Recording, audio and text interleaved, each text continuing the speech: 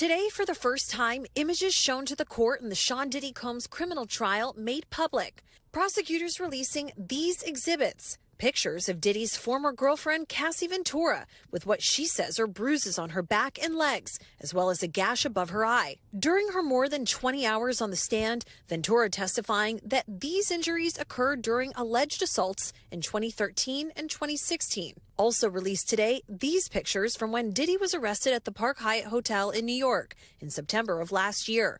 A special agent with Homeland Security testifying last week that the items found included bottles of baby oil and drugs including pink packets of ketamine. Meanwhile, on the stand, singer Dawn Richard offering dramatic and at times tense testimony about the years she spent working for Combs. Richard describing an incident in 2009 when she allegedly saw Diddy assault his then-girlfriend Cassie, testifying the next day she received a call from Diddy with a warning.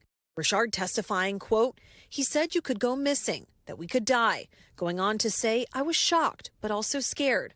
Combs is charged with 5 counts, including sex trafficking, racketeering, and transportation to engage in prostitution, and faces up to life behind bars. He has denied all of the allegations against him. Combs discovering Richard on his hit MTV reality show, Making the Band 3. Signing her to the hit girl group Danity Kane.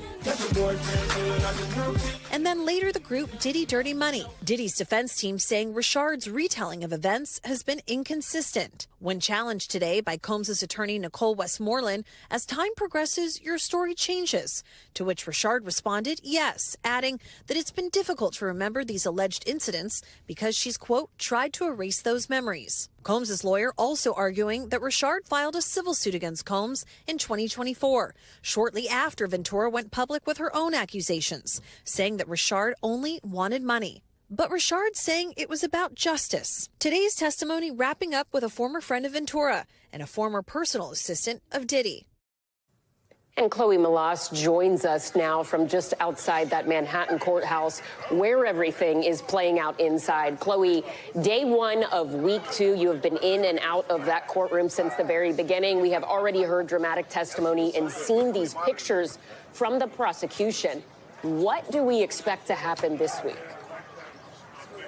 So we expect to also have Combs' assistant take the stand once again, a personal chef who once worked for Combs, who is going to talk about a violent night and potentially other violent incidents. We could even hear from Cassie Ventura's mother this week, barring that she doesn't go into labor. And again, the prosecution, they have 6 weeks worth of witnesses.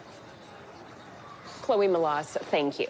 And NBC News legal analyst Danny Savalos joins us now with more.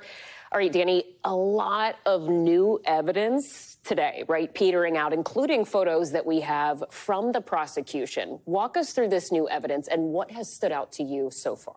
Well, stood out is a relative term. Standing out in terms of making out the elements of the government's case, it's going to be things like drugs, just like it is things like violence, because those are key to some of the charges here. But stands out in a way that has very little to do with the government's elements of their case, baby oil.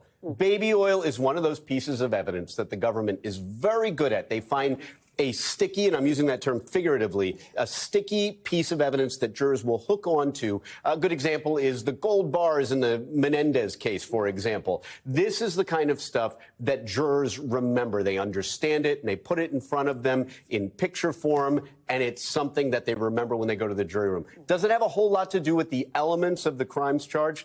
Not really, but that doesn't really matter. Sometimes it's that kind of evidence that's more compelling than the evidence of the actual elements. So talk to us about what we heard from some of the witnesses on the stand today, because we heard that former Danity Kane member, Dawn Richard, testify that she saw Diddy allegedly assaulting Cassie back in 2009. When we're thinking about the charges that he is facing and the 5 counts that prosecutors are trying to prove here, how does a story like that, seemingly witnessing a singular act of violence, actually play into the case and what prosecutors are trying to say Diddy has done? The recurring theme is violence, violence, violence, not because Diddy's been charged with a crime of violence, so to speak. He's not charged with assault. He's not charged with rape.